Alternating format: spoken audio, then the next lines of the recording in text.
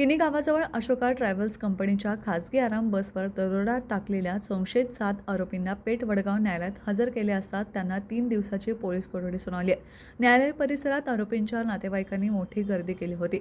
हातकणंगले तालुक्यातील किनी गावाच्या हद्दीमध्ये मंगळवार दिनांक 23 रोजी 12च्या दरम्यान कोल्हापूरहून मुंबईकडे जाणाऱ्या अशोका ट्रॅव्हल्सच्या खासगी आराम बसमध्ये 60 किलो चांदी, 10 ग्रॅम सोन्याचे दागिने आणि मशीन स्पेअर पार्ट असा सुमारे 1,22,00,000 रुपयांचा मुद्देमालावर 7 जणांनी दरोडा टाकला होता. या बसचा क्लीनर हा घटनेचा टिप्सर होता.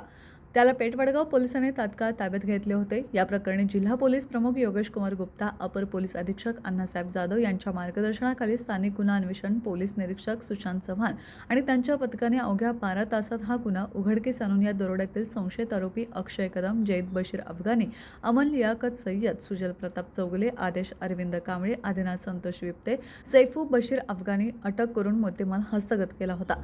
आज या सर्व आरोपींना पेठ वडगाव न्यायालयात हजर केले असता त्या सर्वांना 3 दिवसांची पोलीस कोठडी सुनावली.